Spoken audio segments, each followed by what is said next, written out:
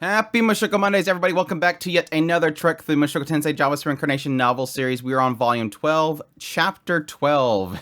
Continuing the journey on. Full disclosure here, I am recording this before the last Mushoku Monday actually airs, so hopefully there's nothing like controversial that came from that one that I'm not going to cover here and people are expecting me to cover here.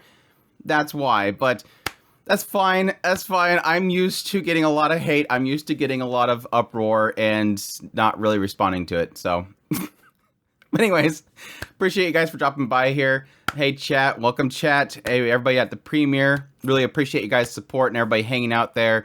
The outpour support has been fantastic, and I really do appreciate every single one of you guys.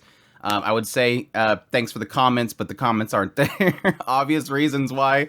Bad chat, bad commenters. The comments are off because I just don't want to have to worry about the mods having to check the comments and make sure they don't get spoiled on things when I'm looking at my actual feed, because it all kind of goes to one place. Thanks, YouTube. But additionally, yes, I do appreciate every single one of you guys that support monetarily through Patreon, tips, links, super thanks, all that kind of stuff, memberships to the channel itself. It's your guys' support that makes this happen. But yes, the next two chapters are pretty cool. They're pretty cool. I'm still mixed on them. I can honestly say that Ellen Elise continues to be an amazing character, and I absolutely love her. But we're going to get into all that stuff and more with the next two chapters. But let's kick things off. Without further ado, let's jump right into it. Chapter 12, let's go home. Reese decided to consult with somebody on Zenith. Now that he was thinking calmly, he knew it wasn't a problem that he could solve alone. It's always good to acknowledge that you're willing to actually accept help from other people. Sometimes you just don't have the answer, and so I'm happy to see Rudy is kind of going, finally, look, I can't do this myself. I have to get somebody's help. Teacher, I'm thinking about talking to Miss Lilia about what to do from now on. I think that would be a good idea. After getting dressed and groomed, they popped out. Just then, Ellen Elise peeked out of her room. She knows what happened. Their eyes met, and Ellen Lisa's went wide with surprise. She's like, she did it. Roxy, you... She started to say something, but then Roxy spoke up. Rudy, I'm sorry, but I have something to speak with Ellen Elise about. Please go on to see Miss Lilia by yourself. Rudy just wondered what she needed to talk about. He had a vague idea, but if it was true, it probably was best not to be present. You know exactly what they're going to talk about. You just came out of your bedroom together. And Ellen Elise, of anybody, is not a clueless protagonist.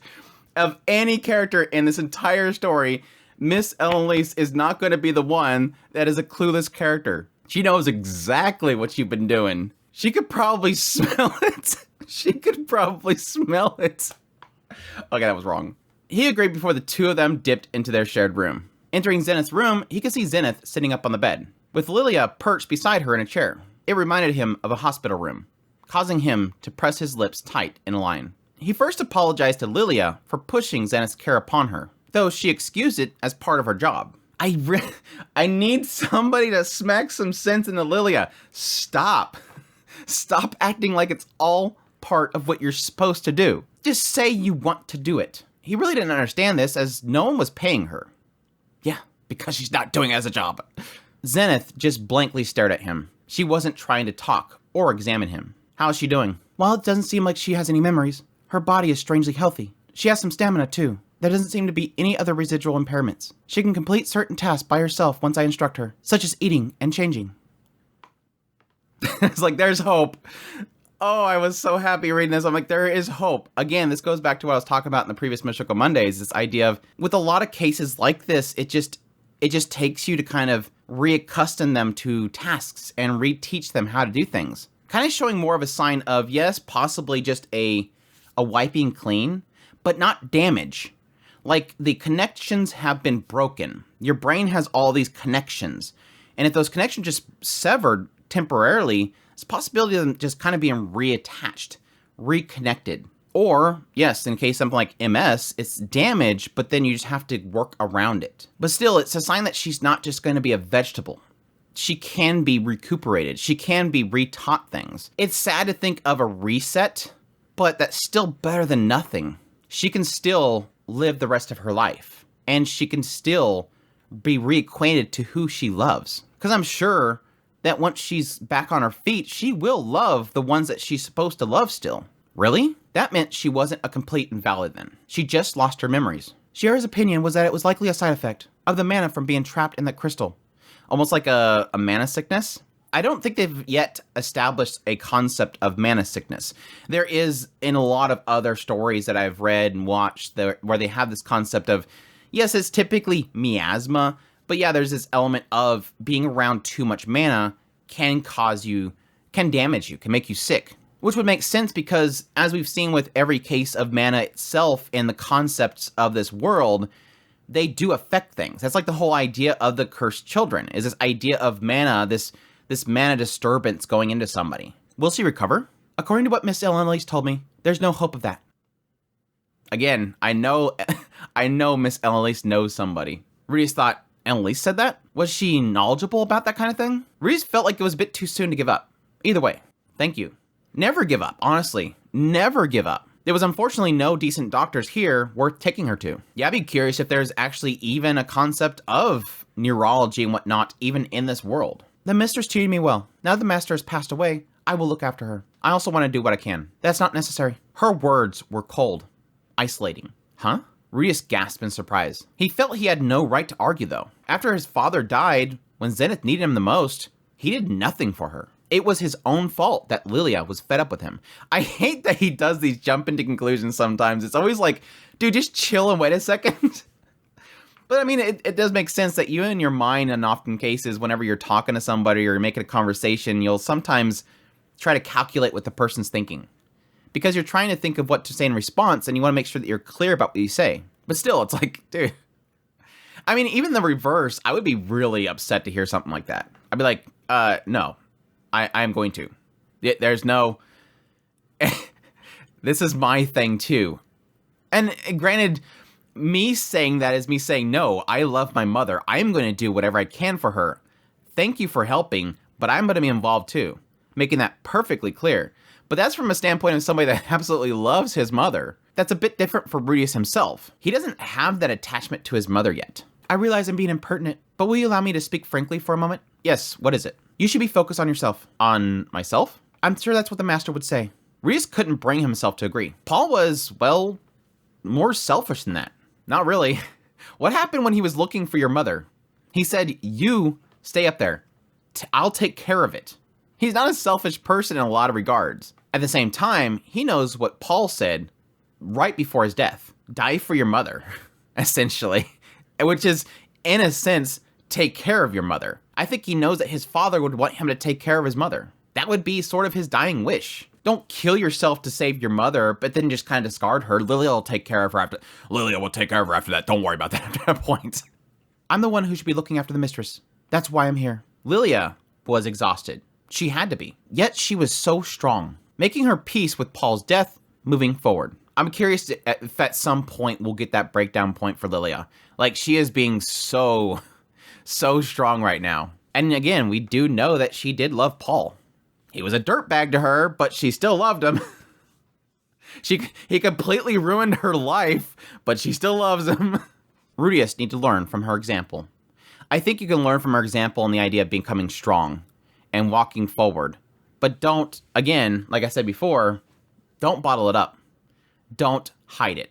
What Lilia's doing exactly what I talked about before. I need to not get emotional. I need to focus on helping her out because everybody else is going to be mourning right now. And then I'll worry about later because it will hit you eventually and it freaking hurts. And it also makes you feel like you're not human. There's a sad part of not mourning a death. There's a sad part of not being emotional. And the idea that eventually sometimes others think that you're not normal. But at the same time, at some point, you'll start thinking that you're not normal. At least I've had cases like that. Miss Lilia, you might be upset if I ask this. I won't be. But what is it that I should do? He knew he needed to figure that out for himself, but still, he asked. Lilia looked surprised. He pretty much knew her answer, but he wanted somebody else to say it. First, he should return to Mr. Snorn and the others and inform them of Master's death. True.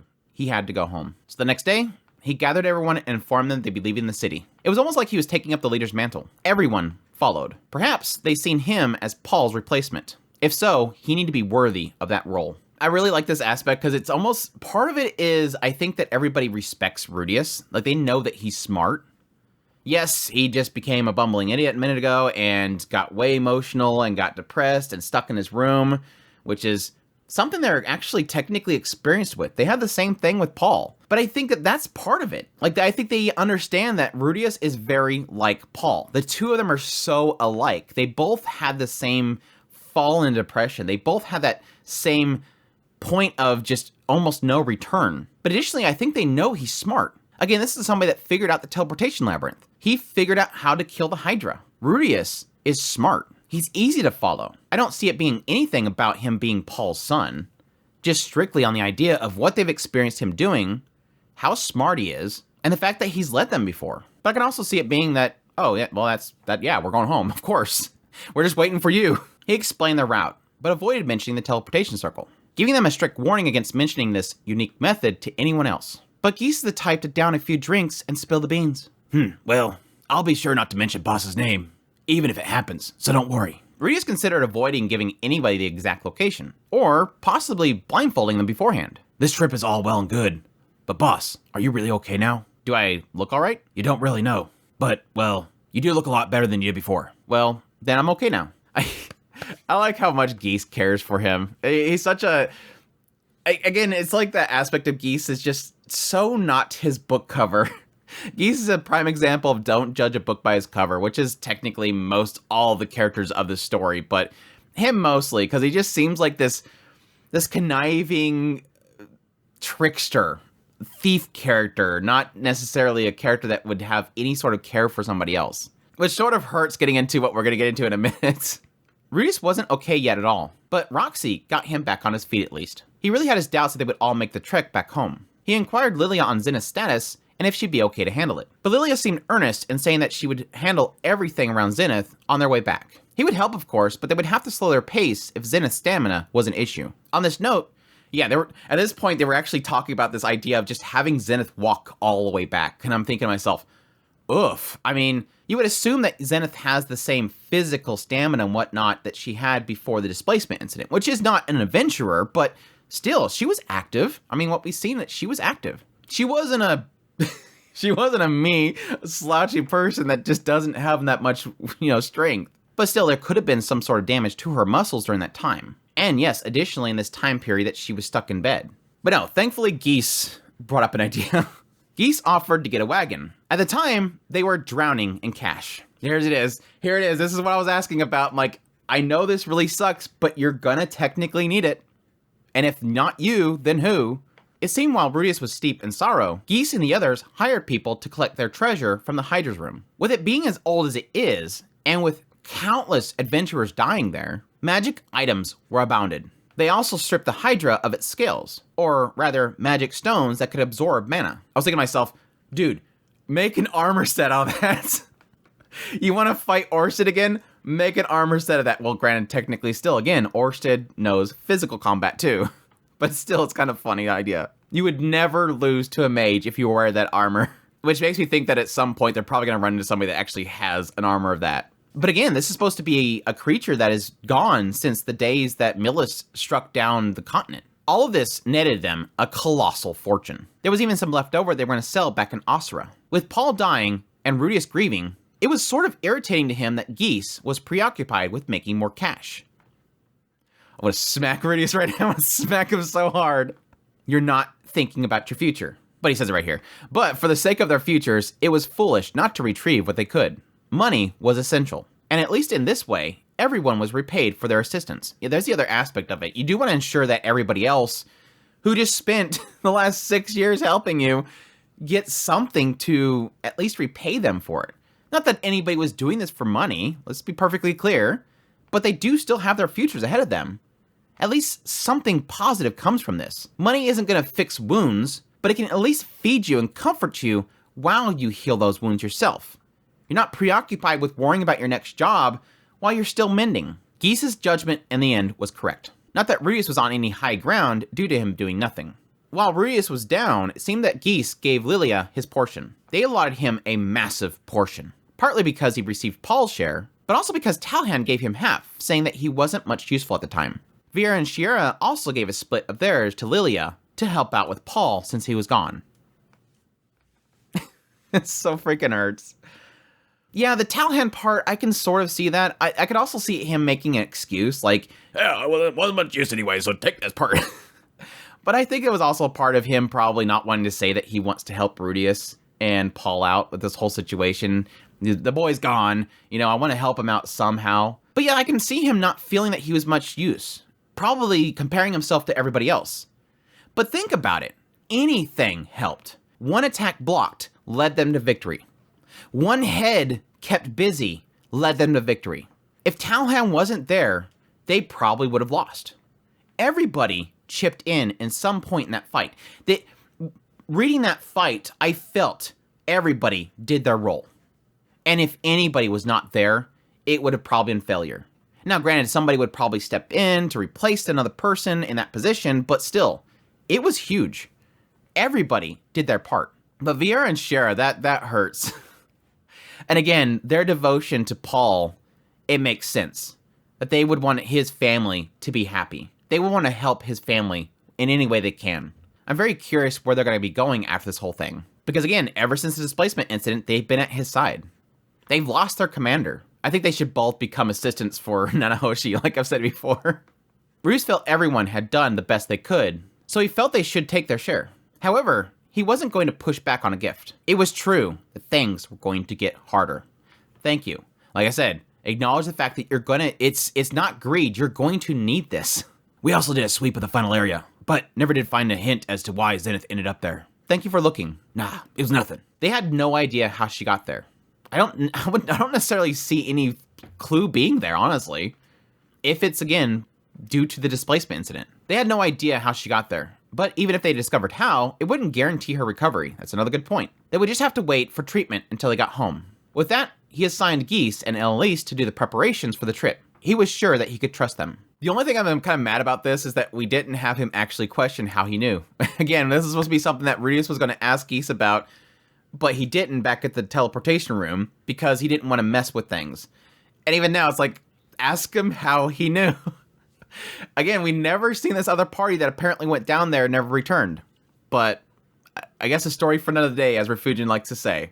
They planned their trip in great detail. They were experienced, but Rudius did not want to lose anyone else. Ouch. He made sure their route took them away from the bandits they encountered before. Yeah, we don't want to run into that massive army of bandits. To transport Zenith, Geese purchased a one-person carriage, pulled by a beast that looked like an armadillo, that same design for desert travel. The beast was apparently a domesticated creature, from the eastern reaches of the Begret continent. He figured it was expensive, and they could bring it with them, if they can get down the stairs and get it into the teleport. Yes, he was worried about the climate change for the armadillo, like it wouldn't be able to survive the cold temperatures, but he was sure that he could find somebody there that would want to buy it, rather than leaving it at the teleporter and it probably dying. Travels went smoothly, and they easily slid past the bandits. They ran into monsters, but they posed no danger to a party of this size. 2 warriors, 2 magicians, 1 warrior mage, and 1 healer. The power difference between all of them was different, but they were well balanced. But they were missing 1 swordsman, who should have been making the journey with them. Traveling without a left hand proved more difficult than he imagined. It didn't hurt, but he did try using it without thinking. A lot of things proved difficult without 2 hands. But fortunately, Roxy was there to assist him every time. Ever since that night, she was glued to him, supporting him, and made a habit of sticking at his left side. If anything happened, she was right there to assist him. Almost like a lover. Again, she's trying to enjoy the time as much as she can, but I think there is also an aspect of trying to support him. Why would she be on his left side? Because he has no left hand. She's got to be there to help him if he stumbles that direction or something. And yes, to kind of correct his balance. He was dense. He told himself he wouldn't be. Yep. But even he realized at this point, Roxy had feelings for him. One night, on guard duty, he talked to her. They were sitting next to each other at a campfire. Teacher. Yes, what is it, Rudy? She was leaning against him. He could feel the softness and warmth of her shoulder. It was like they were lovers. They did something that lovers do the night they spent together, him leaning on her, indulging in her kindness. It might have lent itself to a misunderstanding that they were lovers, or at least that might be what she wanted. He wondered if she knew he was married. She may not be as bold with her affections if she knew. But no, she wasn't the problem. It was him. He was cheating. He swore fidelity to Sylphie, and yet here he was breaking that vow. Maybe it was best to make things clear now. If only he knew. If only he knew. Ever since he first met Roxy, he relied on her greatly. She taught him magic and language. In a way, He'd only been able to befriend Zenoba because of her, and because of a pervert named Pax. Let's be honest. As much as you hate him, he's also technically the reason why you met him. Let's go into the string of events here. Sylphie had cured his ED, but in 3 years since, Roxy was his mental support. Damn, is that all we're gonna give credit to Sylphie for? Radius throwing shade. He owed Roxy so much. Plus, she had gone so far as to use her body to comfort him in this time. Even though it was her first time, she offered it to help pull him out of darkness. Weak on his knees, she extended him her hand. Even now, she was keeping her true feelings to herself to lend him aid. How would it look or feel for him to cast her aside once everything was over? Wasn't it horribly disrespectful? Yes, technically it is. And I'll get into more of this later, but there is a harshness to this whole situation that, while it was a mistake over here, there is a bit of, would you not want to take responsibility for this? Technically, he deflowered her. Took her first time. Is it right to just say, well, I'm good now. Thanks. Going back home. But at the same time, there is that oath aspect that I, again, personally do respect. This idea of keeping yourself to one person. But again, that's not this world. He had to stop the self-appeasement, though. Talking about how she saved him was excuses. He loved Roxy. That's right. He loved her. Thank you. He finally says it. I was saying this in the last Mushoku Monday, this aspect of that one point in which he says that something was there and he couldn't get it out. He wasn't sure what it was. You were in love. Just say you were in love. If you asked him who he loved more between her and Sylphie, he would say Roxy, of course. He loved her more than anything else. I'm joking. I'm joking. No, his love for them was equal, but different. That's why he was wavering. A moment where he loved Sylphie, but loved Roxy too. He swore fidelity to Sylphie. While broken, a promise was a promise, even if he broke it once before. It's this idea of acknowledging that you love Roxy for completely different reasons, but you still have this here. Even if you messed up, it's not as if you just walk away and go, well, I broke it, might as well walk away. You can't necessarily do that. This is still here. Even if it's got a crack in it, it's still here. Sylphie did say she was okay with a second woman, but he dismissed those words, swearing only to Sylphie. And she was so happy when she heard that. He couldn't betray her. You already did. You already did. You can't say I can't betray her. You already did. But me personally, I do believe in the idea of forgiveness, even if it's very difficult in a case like this. You see, the truth is, I'm actually married and will be having a child soon. So I feel bad saying this, but could you stop doing things for me like you're my lover? Her shoulder gave a jolt. Then she muttered, I already knew you were married. I heard from Miss Ellen Elise. Oh, you did? So she knew, but she was still acting like that. Wait, what did that mean exactly? She loves you, dude. He hasn't even figured it. At this point, he was kind of mentioning that earlier, that she was putting her feelings aside to help him. No, he doesn't realize it. She loves him. But I think at this point, my mentality right here is going in the direction that I mentioned before. This idea that, yes, she does love him and she does want to savor this moment. But there is also an aspect that I think that she's right there because she thinks that he still needs somebody to help him. Just get him home. I did all this stuff right here so that I can get him back up on his feet, but he's not ready yet. He could fall at any minute. Keep at his side. Give him that comfort. Constantly be there to carry that weight. She's making true to her promise of carrying his weight. Nothing in this story is ever as simple as person bangs person. There's always a deeper meaning behind everything. That's what we experienced with Edis. That's what we experienced with Sylphie. And we're experiencing it here. Even Ellen Elise has aspects within it. It is a very mature story that, yes, is off-putting to some people. There's so much meaning in that story. Big whoop. It's a mature story. And yes, a lot of mature themes do involve doing it. That was my whole spiel in the last Mushoku Mondays. That it wasn't like this is a victory thing for Roxy because there was so much in that scene that was not about banging. It's good. It's good stuff. It's fine. I understand. There's nothing for you to be concerned about. I was the one that took advantage of you when you were weak. Besides, I know under ordinary circumstances, you'd never be involved with someone as tiny and unappealing as me. Tiny and unappealing? That's nonsense. You don't have to comfort me. I'm perfectly aware of how I look. True, she was petite, had no curves, and was thin as a stick. In a feminine department, she was likely even to lose to Sylvie. But you might also say that she simply had a body of a lolly, and he was the type that could appreciate that. Yeah, technically, I don't know. I have to admit that, yes, technically there is that aspect of her design. I mean, you got a sense of that with even with the anime, she seemed like she was a little bit older. Like, she's in an department that I don't really necessarily categorize as lolly. Like, she doesn't look young enough. Like, I typically kind of apply that with more, like, preteen. But I have to say, honestly, with, like, this volume, with the artwork they've used for her, she doesn't look that small. It almost makes me feel like she has technically grown, if not a bunch, just enough. I know I'm not saying that just because... And I know I'm saying that fully acknowledging the idea that's probably the best way to her heart. Don't worry, I don't plan on barging into your life. I'm just going to be your left hand for the length of this trip. Just ignore me once it's all over and look after your wife instead. All right. Oh, dude. This so frustrates me. Again, for me, it's not so much it's Roxy. Like, replace Roxy with Sylphie. Replace Roxy with Edis. Replace Roxy with Elise. It's this idea of use and discard.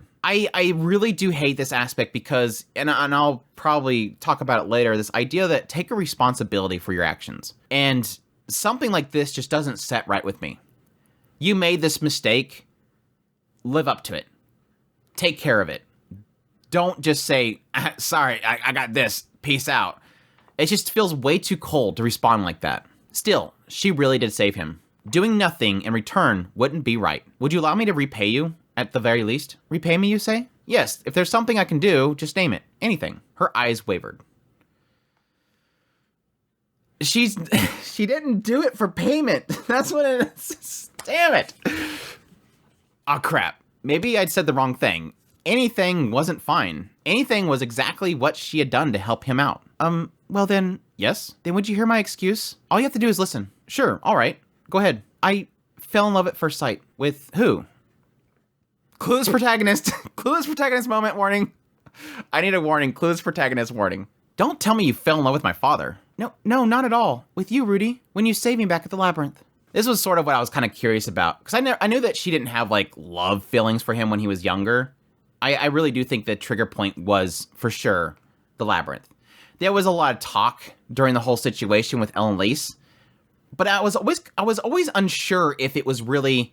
she had love for Rudius. She always mentioned this idea of this boy coming to save her that's handsome and everything, and it sort of fit what we seen Rudius at the time, but it wasn't as if she was calling out Rudius by name. It was just one of those, is she talking about, just say Rudius.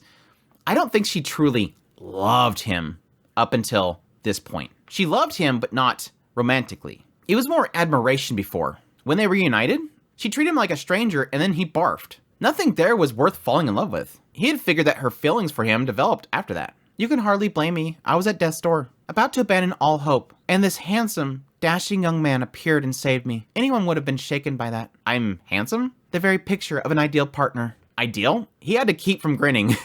The entire time we were exploring the labyrinth, I was staring at your face. Come to think of it, our eyes did meet a lot, but you always turn them away immediately. Come on, it's embarrassing to look at someone as handsome as you right in the eyes. I figured it was impossible. Miss Ellenlise and the others were talking at the pub. What's Rudy's going to do after what happened with Paul? That kind of thing. Miss Ellenlise and Mr. Geese said you would be fine, that you could stand back up on your own. But I recalled our time together in Buena Village. I remembered watching you and Mr. Paul enjoying your sword training together. The two of you got along so well back then. And then I suddenly remembered something else. The first time you rode on a horse. These memories. They always get me. Back then, you were so terrified. Your body was so tense. And you couldn't move at all. I thought to myself, this kid is so mature and has so much talent, but yet he's actually really weak. It's the same. It's always the same. The same with Edis. The same with Sylphie. Now the same with Roxy. Every one of them can admit that despite the fact that he is so incredible, he's still a child. He's still weak. He still is fragile. Then I remembered all of your interactions with Paul. From when you trained together in the past, to your banter in the labyrinth, and I saw how depressed you were, how listless, and I remembered that you're much weaker than you appear. It felt like Paul meant far more to you than anyone had realized. Now that you lost him, I was afraid you might sink so far in depression that you couldn't get back on your own. This is so good. Again, I think that Roxy's seen something in Rudius training with Paul that Rudius himself wasn't seeing. Again, it's a mixture of, did she see something and interpret it the wrong way, or was that Rudius in his own mind wasn't realizing that he was enjoying his time with Paul? But even still, putting all that aside, still going to this later part where she's acknowledging the banter they had in the labyrinth and everything, no matter how Roxy gets to this conclusion, because we've seen Rudius' mindset and how he comes to his conclusion where he finally breaks, Roxy still sees, in the end, there was a breaking point. You were still broken. The formula is different, but the sum is the same. He was broken by Paul's loss. She knew more than anybody else how much this was hurting him. It's so great to have these connections. I love this writer. Remember back at the pub when Elise, Talhan, and Roxy, all of them were talking about what to do with Rudius. They had that mindset of, well, everybody eventually loses a parent. And everybody has to come to grips with that at some point. Everybody will be wounded by losing a parent at some point, and everybody has to recover. But they were coming from a vantage point of a generality. Everybody deals with this. So it's like, this is the same. But Roxy's seen different. Roxy's seen them together when he was very young. So her vantage point was a bit different than everybody else's. But again, now that he had lost him, she was afraid that he would sink so far into depression that he couldn't get back up on his own. Somebody had to lift him up. Of course, I didn't think I'd be able to help you get back up. I heard that you had someone you loved. I was sure that person would have more power to put you back together again if you felt broken. But you needed them more than ever before right then. And they weren't here. I felt like someone had to save you. But Miss Elise and Mr. Geese just planned to leave you be. And Miss Lilia was too busy attending to Zenith. So I thought, I'm the only one that can do this. It's so interesting how her words sort of contradict themselves. Because admittedly, back earlier, I almost felt like my reasoning was wrong. I was pretty clear with chapter 10 that she came in there with the mindset, someone needs to pick him back up on his feet. And Miss Elise is telling me a way to do it, which requires betting. But my mindset back there was that she gave Rudius a whole bunch of options. She was trying to look for anything that would help him. Okay, offer to go out to town. Maybe if he just gets out for a little bit. Okay, reject that.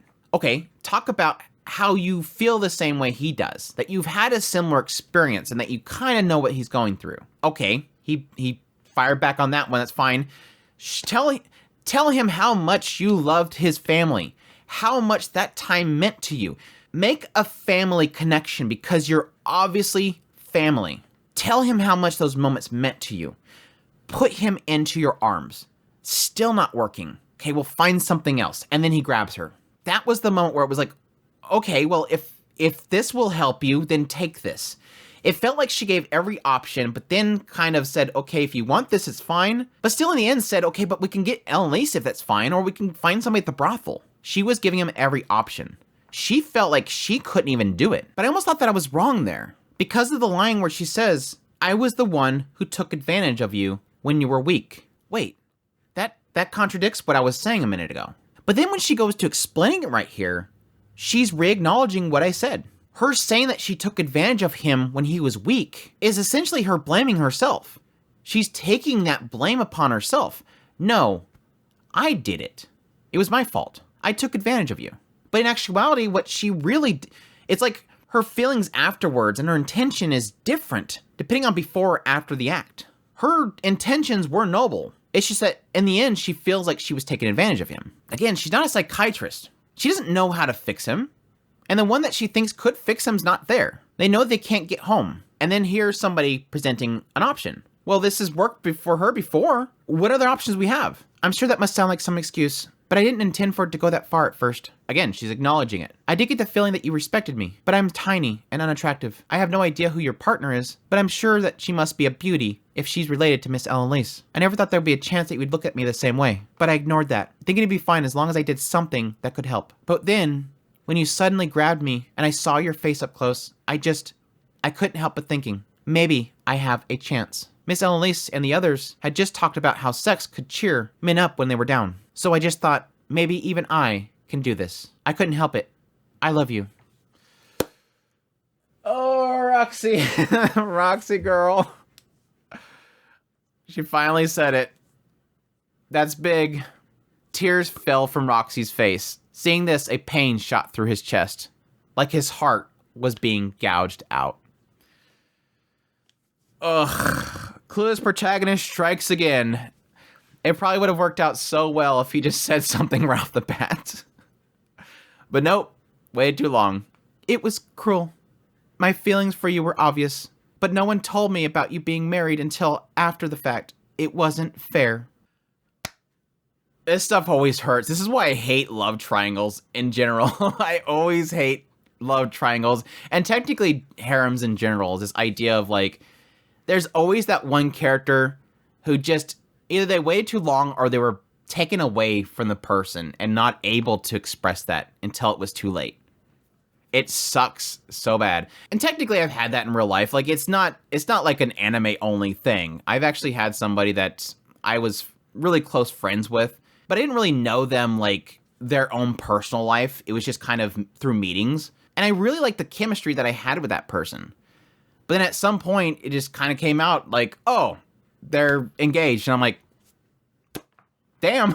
Like, it's almost like an aspect of you waiting too long, but at the same time, it just didn't have time to develop. And then the moment that it felt like it was developing, nope, never mind. They have somebody else they're really already with, so big gut punch. It sucks. It really does suck. And it's really hard to kind of get over that feeling. But I think it sucks more for Roxy here because people kind of knew. I think obviously Ellen Lace knew. People knew. But nobody said anything, and it's cruel for her. Not that she's owed that explanation, it's just that if somebody does see it, they could do an unkind offer and actually tell her. But again, for those that really knew, let's be perfectly honest, I think it was only Ellen Lace. I think Ellen Lace is the only one that knew. Talhan probably had a hint. I think Talhan probably had a hint there. But I think Ellen Lace knew, but it's different for Ellen Lace. She has known Roxy for a long time. It's a really good friend of hers. And again, Ellen Lace sees things differently than most people.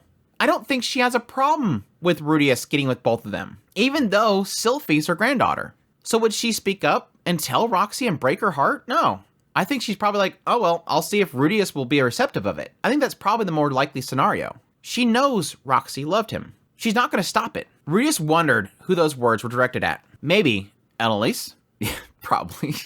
He failed to mention it as it never came up, but he was equally accountable. Still, he thought of this scenario. What if the roles were reversed? You know, Sylphie reuniting with him, saving his life, falling in love with her, then learning that she had a new partner? He'd be shocked too. He wanted to reward Roxy for what she had done. But how could he while not betraying Sylphie? At the very least, why don't we grant your wish while we're making the trip? I'll be your lover until we make it back home. What the f***, Rudius? What the f***? Oh, there's times where I just want to punch him so damn hard. It's not funny.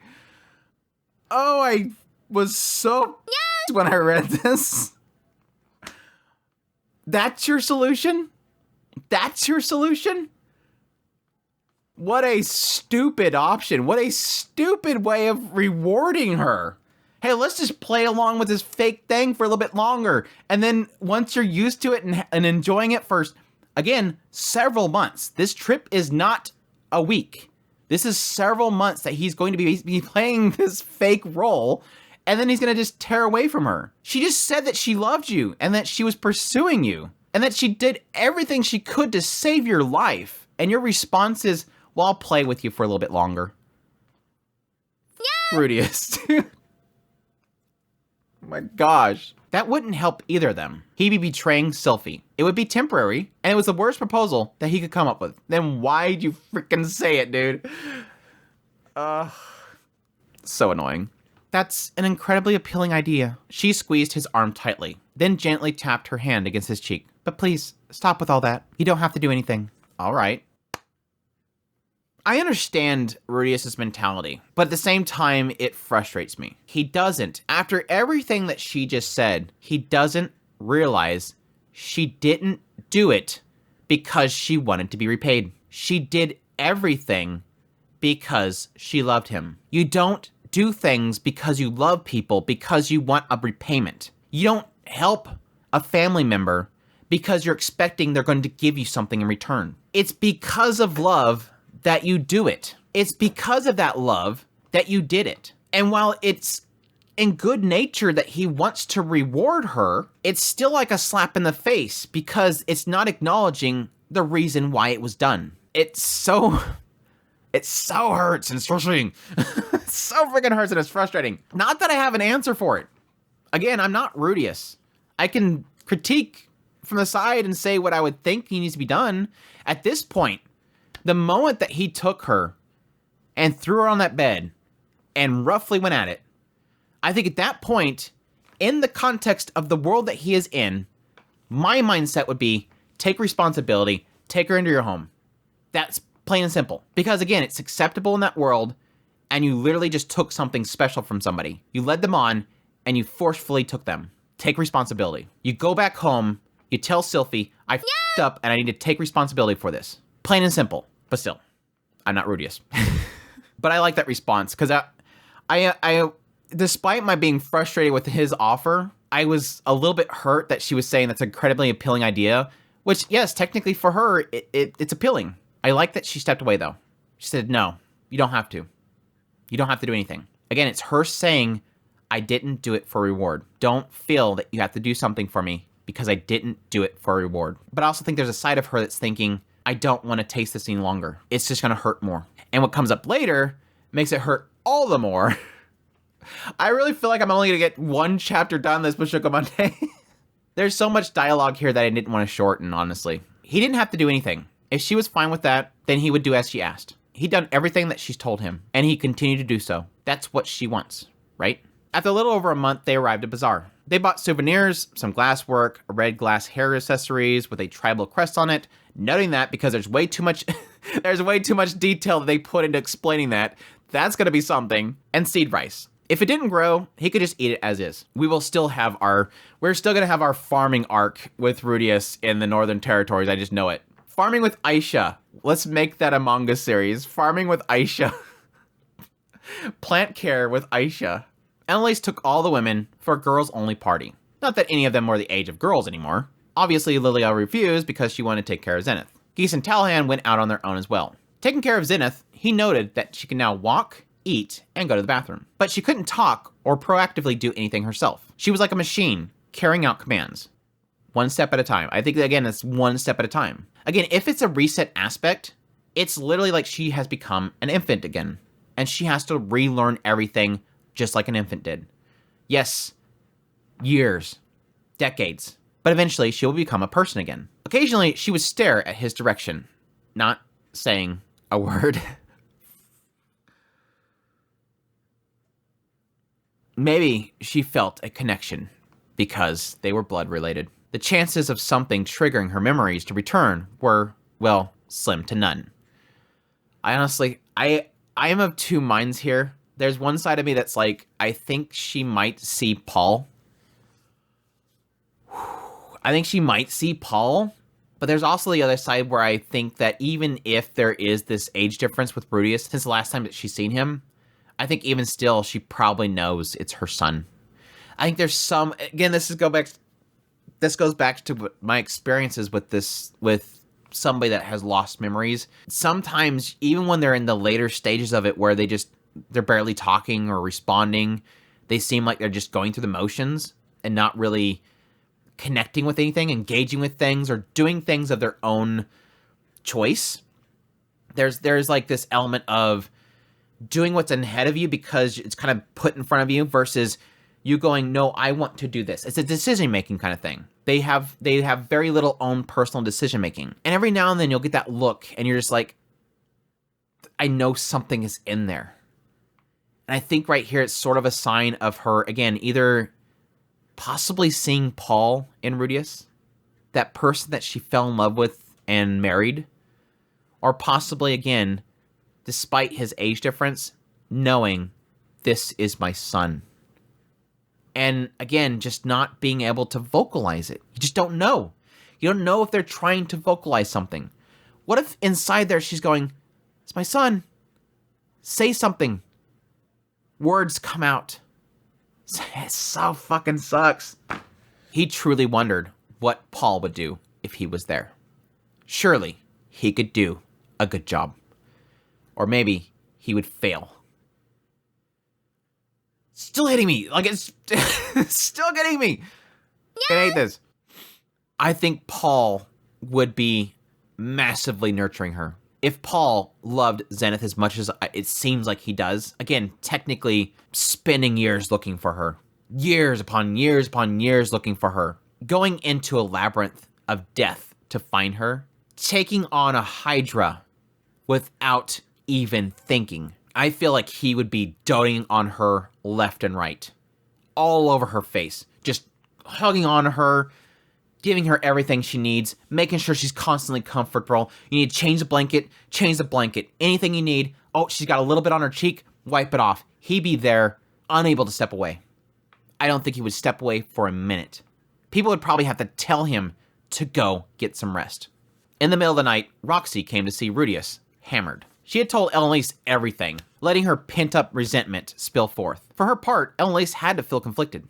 She said Roxy was her dearest friend. She had to have wanted to support Roxy's love life, but not at the expense of her granddaughter's marriage. She must have been in a difficult spot. Roxy beat her tiny fists against his chest before returning to her sleeping quarters. She's super mad. And we know why. I know possibly why. I do like that he's at least acknowledging that conflict.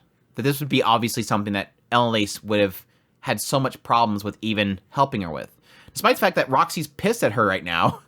Like, you should have told me, and now this isn't working out. It still hurts. The next day, they arrived at the Griffin's ledge. He used his earth magic to lift them up. The armadillo cowered at the scent of the Griffins. Natural predator. And Rudius feared they would have to head back to Bazaar. But after they defeated the Griffin, Geese ate the meat of the Griffins in front of it. It seemed that it sensed that it was safe, and proceeded forward. Geese said that he learned this trick from one of his demon friends. Eating the meat of a monster's predator in front of them gave them a sense that the group that they were with was superior. Makes sense. When he asked if... I got a kick out of this because I immediately knew who he's talking about. When Rudius asked him if his friend had a lizard face, Geese laughed, saying, so you know him. Should have figured you would, boss. It's gotta be Jalil. It's gotta be Jalil. I mean, it could be one of the other animal trainers they've kind of talked with and bought stuff from over the time of traveling to the Demon Continent, but I think it's Jalil. I think this is too focused on it probably being Jalil. Plus, Jalil was, involved with some shady business and probably got a bit of that from Geese, or reverse. It took them a day to arrive to the edge of the ledge, and another 3 days to pierce the sandstorm. Upon interrupting it, Roxy spoke, with a tinge of jealousy. So your earth magic is Saint level 2. Amazing. From there, they proceeded with caution with the increase of monsters. But this time they had more numbers. They even crushed a Sangaruda and a giant T-Rex looking lizard. While Rudius feared the sandworms posing a threat, Geese was able to sniff them out. According to him, there was this thin donut-shaped bridge around where they were located. Rudius failed to spot this many times, so it was obvious that it was something that needed experience. I think Geese is so freaking smart. I love him. Geese has way too much knowledge. It's almost scary. Again, experience. And he's technically the first one to arrive in Begarit, so he probably had a lot of time to have a lot of that knowledge kind of put into him. But again, I'm still very curious about Geese. I'm waiting for the moment that we really start to get into Geese because too many question marks are being raised around him. Again, Zenith's whole thing. The fact that he's technically been traveling the Demon Continent for a long time, he's had a lot of experience. But yet he's supposed to be very weak. And yes, the assumption there is because he's so experienced with how to handle creatures, yes, like how he gathers things that will repel certain creatures. But I'm still curious about him. Still suspicious of him. Having mostly women in the party, Succubi were easily dispatched. He did let his true feelings slip and made it go for Roxy. But other than that, it was uneventful. Oddly, Talhan was unaffected. He just snorted and said, "Of course it doesn't work on me." Apparently, a sound body leads to a sound mind after all. I guess we're waiting on that one. I guess we're not going to talk about that yet. At the ruins, just as planned, everyone besides Elise was blindfolded. Shira fussed a bit. This actually freaking hurts. Shira fussed a bit, but then Viera persuaded her. Yeah, I don't think that's probably a very comfortable thing for Shira to have to do. You would expect that they would know beforehand that this could be kind of figured out, but I still don't see her being okay with that, especially if the horrible things they probably did to her probably involved blindfold sometimes. I don't know. It's just, oof. Yeah, I can see that being very traumatic. Honestly, if I was Rudius, I would almost want to just allow Sharia to not have to worry about the blindfolds, but that's just me. I don't think Sharia would probably say anything. The intention was for them to not see the circles. Thus, they wouldn't know what happened. I think you can probably draw your own conclusions. First I was here, and now I'm here. What reason could that be? I don't know. Teleportation? Like, what else is gonna be? Like, we got on a expressway? Sadly, the wagon couldn't make it to the entrance, but they took the armadillo. It made it. It made it down the stairs. Even still, he figured Zenith could make a week on foot. It didn't matter that the last leg of the journey took a little longer. Obviously, Geese and the others were surprised to see the change of scenery on the other side, going from desert to snow. Reus warned them strictly to never talk about how they arrived, even if they managed to guess how it was done. That was how they left the Begret continent. Just a bit further, and Rudius would be home. And that is chapter 12. This is going long, but I'm going to go right into 13 because it fits right in with it. Chapter 13, Return. Return to the Northern Territories, it had been roughly 4 months since Rudius set out. Autumn and the Beastman's mating season had long since passed. Getting with linear percent is not going to happen, unfortunately. This led into a long winter season. Thankfully, the snow had only risen to his ankles. A month later, and he would be up to his chest, making the travel to Sharia much more difficult. I can totally see that. Honestly, again, he could just technically melt the path, but that would take a lot of effort. Rudius and Elise took the lead. Zenith seemed fine, but the armadillo would need regular warming with magic. Everything was fine, he thought. It's like one of the big segments of this chapter is just that downward spiral of anxiety. One evening, as Elise and Rudius were doing lookout together, she spoke up. Here it starts. Here it starts. Rudius, there's something I want to talk to you about. He figured it was about Roxy. He was ready to prostrate himself if she started condemning him. Would she be angry about disrespecting Sylphie? Or scold him for sleeping with Roxy? Again, that's a difficulty. Granddaughter, friend. Rudius, you're not a follower of Millis, are you? Huh? He didn't understand what she meant. Again, clueless protagonist. He did know there was only one person he could call God. That hadn't changed since he was little. She's still on that pedestal. Despite everything that just happened, she's still the goddess. At this point, I don't think that's ever going to change. At this point, I don't think that's ever going to change. But again, probably only strengthened at this point. The goddess came down from the sky and saved him from his darkness by allowing him to have her. I'm not. I didn't think so. Sylphie isn't either, is she? No, she shouldn't be. It was possible that Sylphie did have some sort of faith, but he'd never heard her say anything. Mycliffe is a stout believer. He sure is. Did you know that Mill's faith rules that a man can only have one single wife? So it seems. It's an old-fashioned kind of edict, saying a man must love his wife for the rest of his life. Still, it feels pretty good on the receiving end of such affection. That sounded right to Rudius. He had no doubt it felt good to love someone with your whole of your being, and be loved the same in return. It makes sense. I like that he at least acknowledges, yeah, you can say this is an old-fashioned thing and something about restriction due to religion or whatever, but it does technically make sense. It's kind of like what I was talking about with Norn in her chapter when she went to the church. It's this idea that despite you don't believe in a religion, that you don't believe in the teaching of a book, you can still acknowledge that there is a lot of knowledge in there. There's a lot of experience and knowledge in that stuff. Stuff that makes sense if you really think about it. And that's the same here. This idea that it's restricting you to one person seems like it's just following the laws of some book. But in actuality, when you put it in practice, it makes sense. However, Rudius's cheating heart had wandered to Roxy. He did love Roxy, no doubt about that. But he also remembered how miserable it had been when he had ED. Sylphie was the one that cured him and brought happiness back into his life. So he wanted to repay her with love that would fulfill her in return. Those feelings were just as strong. That's it. Again, I'm going to say this again. Rudius, that's it? That's your only reason?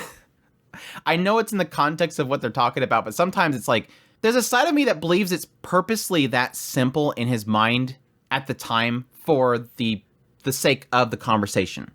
But there's some times where I believe that Rudius himself just doesn't fully understand love, or at least how to express it. So there's kind of two reasons why I can see it being so simply vague. However, Rudius, yes, I'm different. I don't think that loving multiple partners at the same time is wrong. I'm surprised to hear you feel that way. But isn't that insincere? If you threw Sylphia aside, that would be one thing.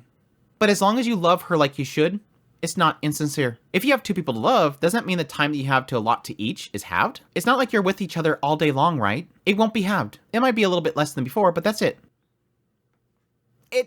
she's not wrong.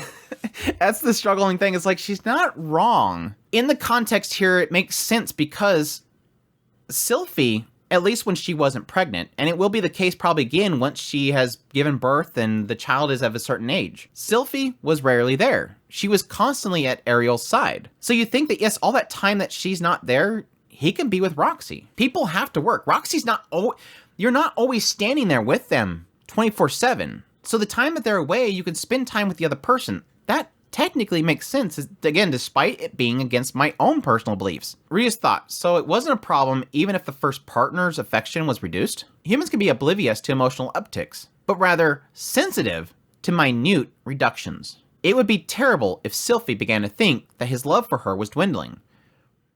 I sort of agree with him here. I think that does technically make sense.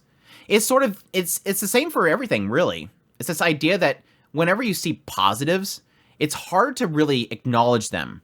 But when you see negatives, you jump on it. It's like with anything, especially with like a service or something that you're paying into. The moment you see things are sort of declining, you get angry. But you never noticed it when there was a positive to it. And yes, in relationships, the idea that you suddenly see that time is spent less with each other, it's the moment you start to have those doubts. Try to think back. After Paul married Lilia, was Zenith unhappy? Happy or unhappy wasn't the issue here. But Zenith hadn't been particularly unhappy. Things were the same as before. In fact, she grew closer to Lilia and looked happier for it. Paul may have been unhappy, given that he was suddenly on the receiving end of two women's attacks, but perhaps it was a kind of happiness in itself, one that would never return. He can't help but fall right back into that, stop talking about this.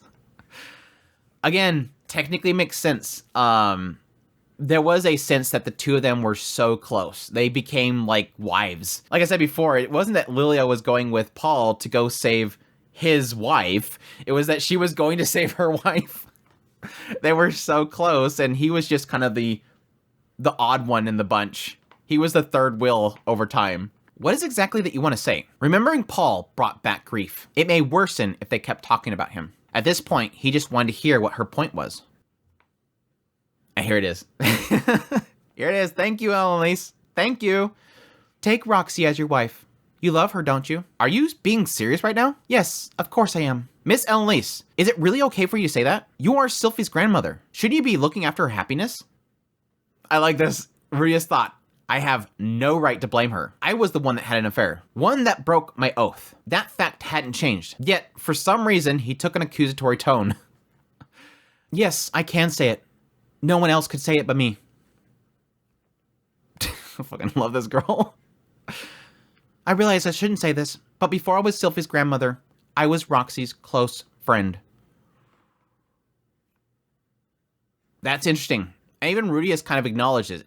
She is talking about technically the order in which she actually met them, obviously. But it's still acknowledging that this is equally as important. The fact that at some point she connected with Sylphie and became her grandmother doesn't change the fact that she was a close friend of Roxy's. This doesn't suddenly be destroyed because of this. Honestly, I can't stand to look at Roxy the way she is right now. She yearns to throw herself into a relationship and lean on you, but is forcing herself to hang back just because she happened to meet you too late. Again, like I was mentioning earlier, yes, that's always the worst part of this kind of stuff. It's that aspect that you were just too late. And you can't undo your feelings just because you were too late. It hurts. It really hurts. Put like that, Rudius felt bad for Roxy, but he also felt bad for Sylphie. If you part on bad terms, I have no doubt she'll lead a miserable life. If possible, some dirtbag will take advantage of her, treat her terribly, and then sell her off for collateral for his unpaid loans, causing her to end up bearing a child of a man she doesn't even know. Isn't that going a bit too far? I know a woman who led such a life. Speaking so frankly, Rudius wondered if she was speaking on her own experiences. Yeah, I can see that. I can see that. Getting with somebody, being thrown off to the side, sold for money. I can see this. Again, this goes back to like, Elise is like this encyclopedia of life experiences, and half the time that she says she knows somebody, sometimes you kind of wonder, you know somebody or you talk about yourself. But Elise's perspective on this whole situation is a very interesting one. Again, because she has lived so long, her perspective is different than humans. Again, even putting aside what I was saying earlier about the idea this is this world, not our world. This is this world with its own beliefs and its own systems, not ours. That's something that I've kept in my mind ever since beginning this series. And it's the mindset that I have with anything that is set in a setting that is not our modern times world. Beliefs, structures, what people accept is all different. Just like the concept of forced servitude. Not that I'm happy with it, but it exists in that world. It can be acknowledged and talked about. It's perfectly fine. It doesn't mean I'll accept it personally as being a good thing. It's that it exists, and I want the storyteller to tell it. But no, coming back to Annalise, she's an interesting perspective in the idea that she has lived longer than humans, and so she doesn't have the confines of the mindset of a human. This idea that your life is so short, treasure every moment, make this impact that will live on in the future. She has the perspective of an elf that has been around for a long time and experienced a lot of things. And typically with that sort of mindset of a person that has lived longer than humans, morals around how to treat relationships seems to be different. They've seen so many people grow old and die, and they may even have a skewed perspective on how to cherish every moment or cherish a loved one. Yet it seems like it indicates the sadness for not cherishing that. She sees Rudius with two people in front of him, and from her perspective, cherish both of them. She should just kind of shrug and walk away. She's seen things fall apart around her all the time, but yet she's so fixated on this. Make both of them happy. It's important to make both of them happy. Don't let my friend Roxy fall apart. At the same time, yes, cherish my granddaughter. Who is going to blame you? What is so wrong? Give me a reason. Because I made an oath. Who cares? Because the mill is faith. Who cares? Because my previous life, it was all about having only one wife. Who cares? Is something going to strike you down for not doing this? What does it matter? Again, putting my own beliefs aside, Annalise is proposing right here, what is stopping you? I want Roxy to be happy, even if that happiness comes with conditions. I mean, I want the same thing. Rudius, I know you can do it. You can love Sylphie and Roxy at the same time. You're Paul's son, after all. You should be able to do that. I don't think that that's like a... Well, you have Paul's blood in you, so you're going to be strong enough to do this. Rudius thought, could I? No, definitely I could. I loved them both equally. I did. And I could. But was that really okay? Was it self-serving? Really, but not really. Yes, on one sense, you can feel that Rudius accepting both of them into his life would be seen as self-serving, selfish. But that's declining to acknowledge the reverse. The idea that Roxy wants this, and that Sylphie wants this. Yes, there's going to be a problem between the two that you do have to address. But this is what they want. Again, they don't want a reward. They want you. They want to be able to love you. No, Sylphie's my only... I didn't plan to say this, but when we drank together in Bazaar, Roxy told me that her monthly visitor still hasn't come. I freaked out when I read this. Yeah, Megurdians aren't elves. They quick. One time and done. One and done. I don't know, maybe it's another Paul to Zenith situation where it just happened that first time, like something seemed to have forced it to happen. Going back to my theory on that whole situation. Yeah, that went quick. And there is still a side of me that's like, I wonder if this is true, but it does technically line up with what sort of happened at Bazaar. He thought, monthly visitor? Oh wait, I know what that was. But did that mean? Well, it's not for certain yet. They did do the deed. It was possible. Plus, the night that she got drunk, Roxy came and beat on his chest. Which, yes, kind of sucks, and it does make sense, the whole situation. Her kind of being lovey on him, and at some point, him saying, you know, look, stop this. And then that indication comes. But then she thinks, now I have his child inside of me, and he just pushed me away. What am I going to do? And I think that was part of that whole frustration that she had. Why didn't anybody tell me? Why didn't anybody tell me? And I think, yes, that night at the bar, she literally was fuming at Annalise because she was pregnant. Or at least she could be. And that's when she went back to Rudius. Drunk. What am I going to do? Like, she's thinking, what am I going to do? What am I going to do? What? There's probably a side of it that's, crap, how do I tell him? Because he needs to know. But at the same time, what am I going to do with this? He's already expressed that he does not want to be with me, and now I'm literally going to have to tell him the news that something is going to link us no matter what. She was probably crushed. Rudius, if Roxy really is pregnant with your child, what are you going to do? Her question conjured an image of Paul back in the day, when Lilia was pregnant. He looked so pitiful. Rudius saved him back then, when he was helpless. Now, Rudius thought him to be a man deserving respect. But that didn't mean that he wanted to make the same mistakes that he had. I'll do what must be done, which is, I'll marry her. It took her being preggers for you to do that? You took her first time, man up. Yeah. It took her having a bun in the oven before you're like, well, guess I'll have to take care of her. Again, take responsibility the moment you took it. The moment you made that mistake, you take responsibility. No, it took her being preggers and so, oh, okay, crap. Now I'll take care of her. I'll marry her. There's so much. This is such an effed up situation. There's no good answers here. The whole situation sucks. The moment those words left his mouth, he felt his heart drop to his stomach. He loved Sylphie, but he also wanted to marry Roxy and have her a part of his family. He didn't want anyone else to take her. Wanted to make her his. It was selfish of him. He said the same thing to Sylphie. Got her pregnant and now desired another woman. It was unforgivable. Only a piece of garbage could think the way he was thinking. Yes, it's the screw up. The screw up is what makes you a piece of garbage. The aftermath is where you're trying to fix it. That's the sad thing. It's hard to see that as anything but a terrible person, but it's what you do to fix it that is what is important. Not to say you should mess up so that you can fix it and be a good person, but because you messed up does not mean you can't make it right. That you can't step up and fix it. But I do acknowledge that what he's saying there. I did the same thing with Sylphie. He thought to himself, damn, I don't want anybody else to have her. If I wait too long, she's gonna get away. If I wait too long, I might lose her. She might disappear again. I have to marry her now. Get it done. Lock her in. Which I think is a bad way of thinking, but still. Rudius said the same of Paul so many times. Called him a piece of garbage. But Rudius was a man too. Now that he had two women that he loved and wanted, couldn't he do his best to have them both? Just like Paul had done. Perhaps Sylphie would be disgusted with him, and Roxy would abandon him. But wasn't it worth trying? Even if he lost them both? Oh, right. It wasn't just his decision. It's kind of funny because he doesn't really kind of put it into words until later, so I didn't quite get this. But yes, he does technically have the mindset that Roxy wants him 100%. He believes that she wants to take him away from Sylphie. If I can't have your all, I don't want you. Whether Roxy and Sylphie agreed to it is a different story. Indeed. Well, I'll go get Roxy. Huh? I love this whole aspect. It's just, this whole scene is literally Ellen Lee's going, oh, God, okay, I'll handle it. Let me go talk to Rudius. All right, Roxy, get over here. Fix things.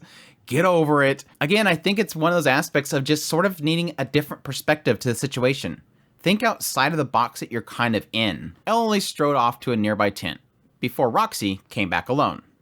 She didn't look sleepy. Instead, looked to Rudius with a nervous look. I think she's assuming the worst at this point. Rudius kind of mentions the idea that he figures that Ellen Lee's told her something, but the idea is that she's expecting the worst. What is it that you want to talk to me about, Rudy? She sat in front of him, legs folded underneath her. He followed her lead and sat up straight. What was he supposed to say? Everything was just going so fast. Thinking wasn't necessary, though. He knew what his feelings for her were. I've been wanting to say this for a very long time. Yes? I love you. I've always have. Since long, long ago. And I don't just love you, I respect you. You seem to be self-conscious of the fact that you can't use magic as well as me. But that doesn't matter to me. Your teachings have helped me numerous times. They're the only reason I was able to make it this far. Her face gradually heated up. His did too. Talking face to face like this was embarrassing. Well, thank you for that. But, you see, I also have a wife. Yes, I've heard. He told me already, thank you. He struggled to find the proper way of saying it. Not just saying, so please be my second wife. He just had to say it. No matter how he spun it, it was the same. He was not splitting up with Sylphie, but instead trying to bring her into his family, without Sylphie's input first. And I think they should have probably stopped right there. I think it's good, the idea of sort of implying to her, this is what I want, but that's not gonna matter if you don't get the approval and it doesn't set well with you. That's exactly the kind of thing a garbage human being would do. Still, he had to say it now. Roxy might wander off if he didn't. And I totally forgot about this, but this makes perfect sense. Like I said, it does make sense for him to kind of try to jump the gun here. Roxy was the kind to immediately set off after a job was done. She did that before, technically. The moment he was Saint tier, she was out of there. If he didn't stop her now, it might be too late. If he was going to regret it later, he might as well blurt it out now. Even if it made him a piece of shit. Again, he's sort of doing the same thing he did with Sylphie. If I don't do something now, she might wander off. She might leave. She might disappear again. She's going to leave me. I need to put a chain on this. That's just his mentality. It's just, sadly, his mentality. If I don't grab this, I'll regret it. It's gonna leave. My wife's name is Sylphiette Greyrat now, but she didn't originally have that surname. She was just Sylphiette. Yes, so I've heard. Would you mind making your name Roxy Greyrat as well? I guess that's a proposal. I guess that's a proposal. There it is. There it is, boys. The marriage proposal, even though it's not really technically solidified now, and thankfully technically is the right mindset that Roxy has here.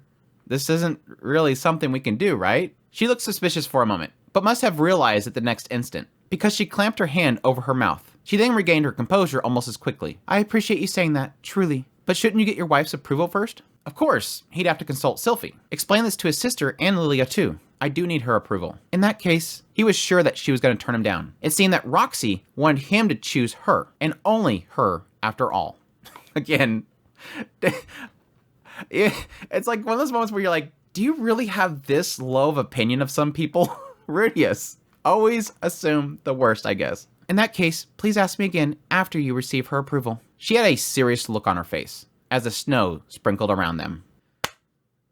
Ask again echoed in his mind. His body heated up as he realized that she hadn't rejected him. And there you have it. Going full harem mode. It has been established at this point that Rudius is going full harem mode. So, full-on prediction here. Eventually, he'll get Charmander. He's going to have to, at some point, Pregger and marry Charmander. Just, it's an inevitability. Rudius has already opened that door. I don't really see Sylphie rejecting him on this whole thing. No, she could. She could totally about face and just out of nowhere decide, no, you'd said that you were not going to have anybody else. That will hurt me. It could also be an aspect of her saying, yes, Rudius, if that's what you want. But then you note something in her that looks like it's too painful and then goes, you know what, I can't do it. And then kind of find out maybe Roxy, maybe she isn't pregnant. And then that kind of just goes, nope, never mind. We're not going to do this because she's not pregnant. Sylphie's too hurt. Or maybe he decides to wait to see if she actually is pregnant. But again, in my mindset, the moment that he took that from Roxy, he needs to step up. But again, this all goes in line with sort of my bigger picture about this whole situation. Again, I am not really for Rudius not being faithful to Sylphie. He made that oath. He married her. He should stick with her. But again, my beliefs aren't Rudius's beliefs. My beliefs aren't your beliefs. My beliefs aren't this world's beliefs. But additionally, the sort of nice thing that kind of comes from this whole thing is sort of accepting what the mindset is of the characters at the moment. Reading through the series and seeing the culture and the world that is within it, still having similar emotions that one might have even in our world, obviously being wrote by somebody of our world. It's nice that as you're reading through it, your mind sort of changed based on what is sort of being presented to Rudius himself. Truth be told, my mindset around Roxy and her relationship with Rudius has changed significantly in this volume. And that's partly because I have seen how Roxy herself has fallen in love with Rudius. And I obviously want to root for her because I see her pain, I see her struggles, and I see what she goes through in order to save his life. It makes me go, I can't not see her with him now. Even if she forces herself on him or he forces himself on her, the sum still becomes the same. I think these two need each other. And that's technically something that I've done with all the characters. Over time, thinking, is Edis right for Rudius? Is Rudius right for Edis? Is Sylphie right for Rudius? Is Rudius right for Sylphie? Is Roxy good for Rudius? Is Rudius good for Roxy? Every single one of them. And I've had my ups and downs with every single one of them. For the longest time, I felt that Edis was perfect for Rudius. She pushes him enough and he pushes her enough. I never felt that Sylphie was good for him because she accepts too much and doesn't speak up. when Rudius himself needs guidance. I never felt that Roxy was good for Rudius because she doesn't speak up enough. And she was always a tutor, somebody that he was looking up to and idolizing, not necessarily somebody that is a good partner. But again, like I said before, I'm not these characters. And they make their own decisions, make their own mistakes, and make their own right decisions. And so it's nice to see as it unfolds, I go, you know what? I see their perspective. Ellen Lace was a huge part of this whole ordeal. Seeing her perspective insert into it to sort of try to break the normalities that you think should be there. No, he should be only for one person. And then Ellen Lace going, why? Ask yourself why. Well, because you'll take time from the other person. Would it? You're a strong person. You are the son of Paul. You can do this. But again, the opposite side of it sort of being the heartbreak. If you don't, what will happen to Roxy? If you don't, what will happen to Sylphie? If you don't, in the future, what will happen to Edis? They need you, and you need them. Plain and simple. During Rudius' entire life in this world, for the most part, has been thinking about Roxy. She already has so much of your time. What does it matter if it's now physically? Good question mark, right? He spent most of his life leaning on her. Why not now? Again, my own beliefs aside, it makes perfect sense. And I like that Ellen Lace is sort of there as the medium. Like she said, and she says it very, very plainly and very sternly, I'm the best person to speak up about this matter. Because one is my dearest friend, and the other is my granddaughter. I want them both to be happy. Man up and make them both happy. And she, the one most invested in both of them, is the best one to speak up, to declare, you are allowed to do this. Because Sylphie's mom's not there, Sylphie's dad's not there, and Roxy isn't with her parents. Rudius doesn't have his father, and his mother is a husk. Who else would be the best person to give him the direction he needs right now? Again, it's not a pretty situation, but it is the situation that he has found himself in through one mistake. Man up and do it. Drawing close to the magic city of Sharia, Rudius had spoken to Lilia about Roxy. Her usual poker face in place, she merely accepted it with a, very well. It didn't sound like she judged him for it. Probably because she was in the same position as Roxy before. Yep, pretty much the same exact position. But wait, that wasn't it. It was because the notion of monogamous marriages only existed in Millis. Which, yes, is a very, very good point and something I've kind of hit on several times now. This is a normality here. Millis just has the concept we refer to as marriage, where it's just one person. After getting her understanding and making his promise with Roxy, a weight was off his shoulders. All he had to do now was explain it to Sylphie, which is pretty much your biggest hurdle. Which again, I don't think is as much of a hurdle you think it is. Bow his head before her and plea for Roxy's inclusion into their family. He also had the weight of explaining Paul and Zena's situation to his sisters, which I totally forgot about this up until this point. I'm like, oh, that's right. He's still got to tell Norn about Paul. I was like, I don't want to read anymore. Like, I literally just closed the book and like, I'm done. I don't want to go any further. I don't want to see this. I don't want to even read this. Ugh. But they would have to accept it, as he did. He was certain Norn would react in anger and blame him, but he was still going to do it. Not run away. No regrets. My only hope with the whole situation with Norn is, yes, I do kind of agree with him that I would have that fear too. I was supposed to go there and save him. This was a task that she gave me. I told her that I would handle it, and I failed. But there's a side of me that kind of hopes with her reaction is that she's grown up in these few months. That something changed within her being here, being on her own, going through what she did, that she sort of grew up a little bit. It was enough time to sort of break that complete dependence that she has on her father.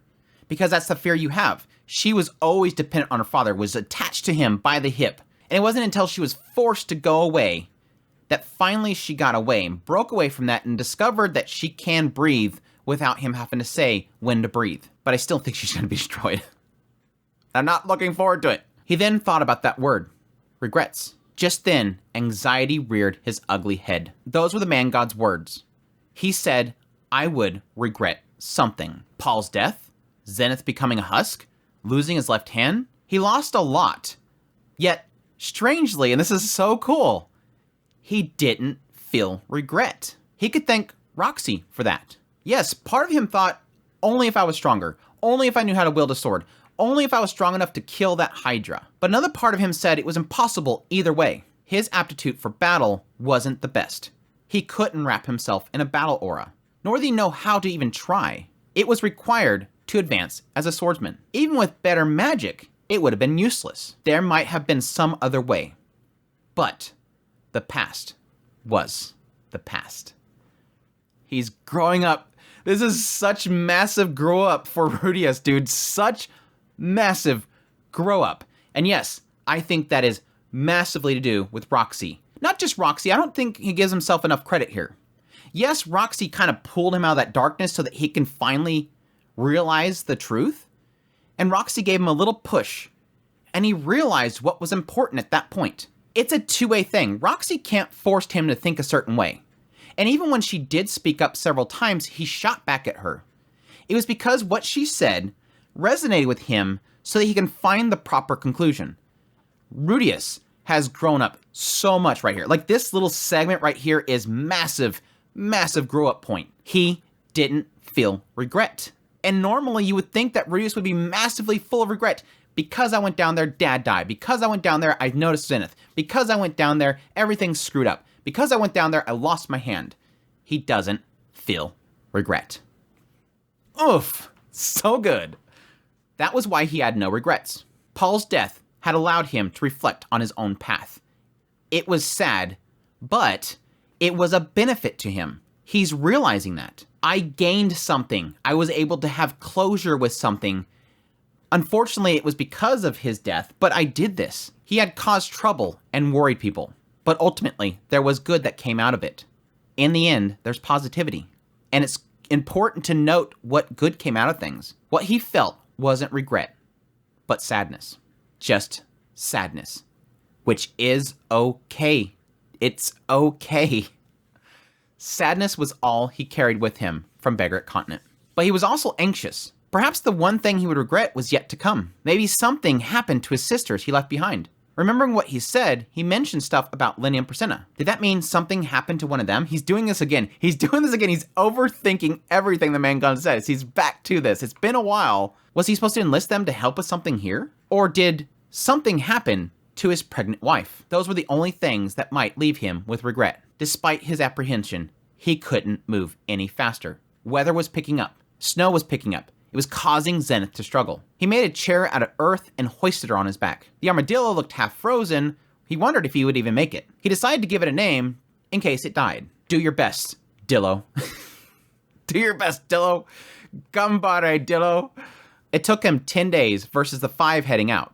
It wasn't his longest adventure thus far, but somehow it felt like the longest. I think it all depends on what your state of mind is sometimes. If you have something you're constantly thinking about, sometimes it'll make things drag out. If you don't have somebody to talk to or something. And yes, technically the whole trip out, he was too busy thinking about how Annalise's body. But technically charging her Pantsu is a good part of it. Arriving at the magic city of Sharia, Rudius immediately headed to his house. He felt his pace quickening. Hey boss, what is it? Looks like you've seen a ghost.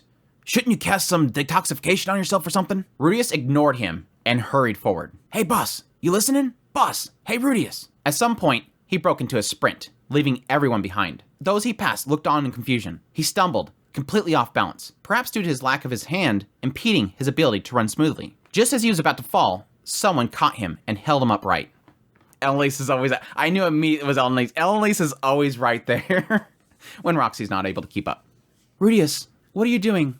Look around you. It's gone. That's when he realized the streets weren't there. The houses weren't there. Not a soul. Just snow, slightly blanketing a massive, empty field. What was this? Another displacement? Did Nanahoshi?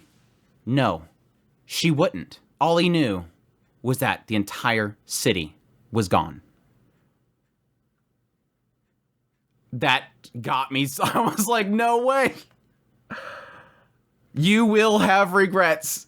There it is right there. Massive, I'm just joking. Anyways, sorry.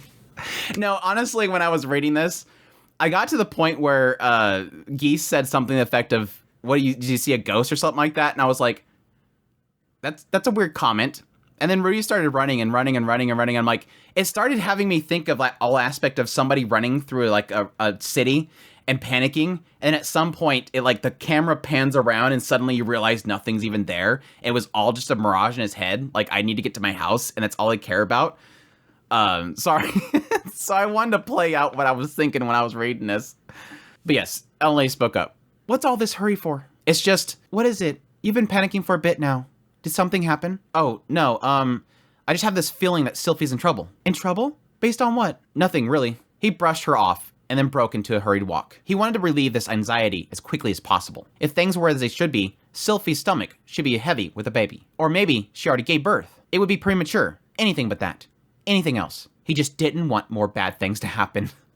I feel so bad for him right now because that's so building up. This is a building up of like, he's thinking of all the possibilities. Because nothing happened back here that's causing regrets, it's got to be here instead. But again, when is the regret? He had regrets, but then he resolved them. So there's nothing to say there has to be something now. Arriving at the house, it was almost the same. Just an increase of potted plants outside, a product of Aisha's hobby, he assumed. The place looked more beautiful than ever. I so feel this.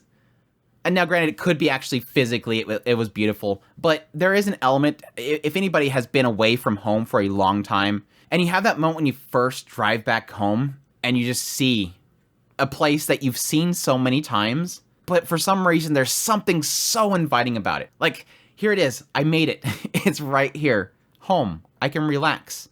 It's part of it's, yes, like long journeys or whatnot, but just that feeling of, I'm home, it's so beautiful. He tried to open the door with the key, but it wouldn't turn. Reaching for the knocker, he felt cold on his hand, but he banged it several times anyhow. Are you sure that it isn't already open? He tried it, and it came open. Too careless, he thought. Oh, brother. Aisha, is everyone okay? What do you mean? Aisha was puzzled, looking at him, Elise beside him, and then past them. Rudius looked back to see Roxy struggling to catch her breath. Rudius grabbed Aisha's shoulders. She must have sensed something was off, looking wide-eyed and shocked. What is this? What happened to your... I see, you're safe.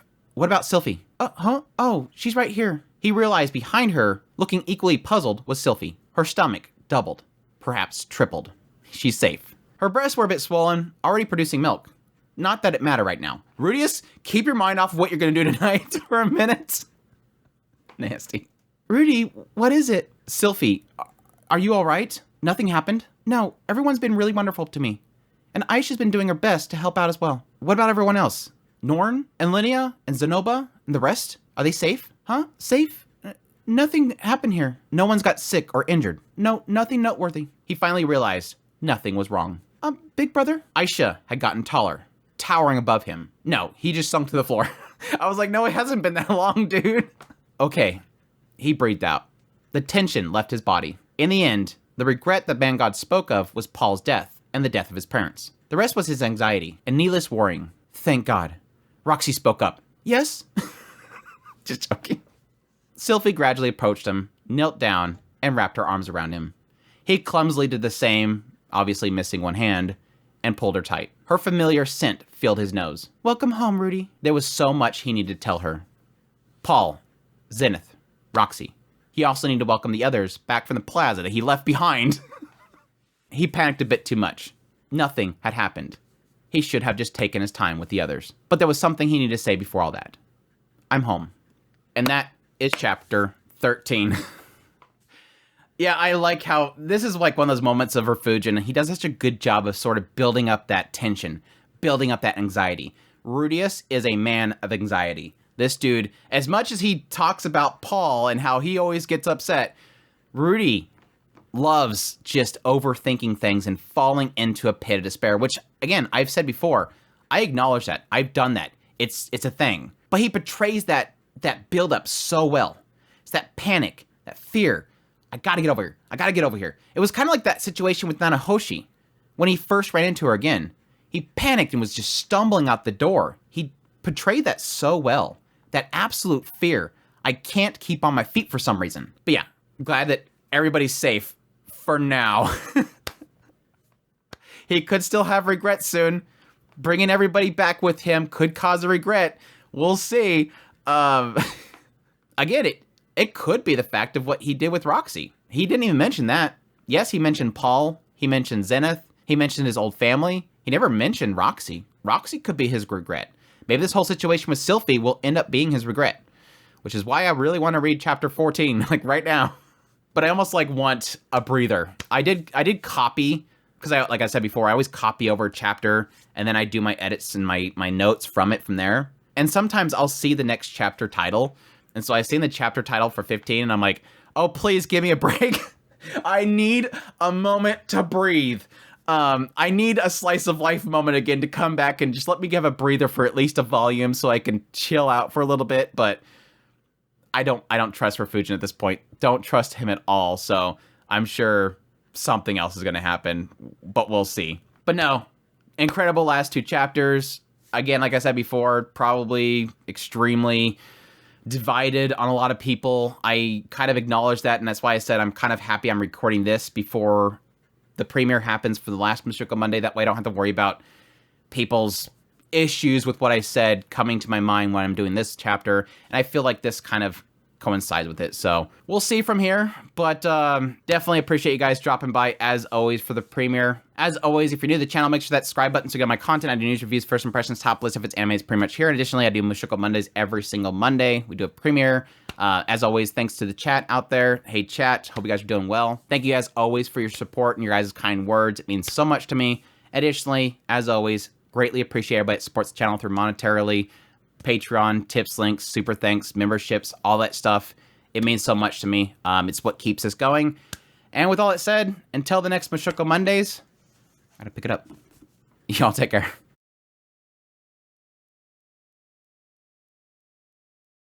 The mistress treated me well. Now that the master's passed away, I will look after her. I also want to do what I can. I'm the one who should take care of. I'm the one who should look after mistress. But he'd never heard her say any. It might be a little less. It might be a little bit less than the 4, but humans could be oblivious to such emotion. Humans could be that was exactly the kind of piece that was exactly the kind of garbage human. Is Roxy good for edit?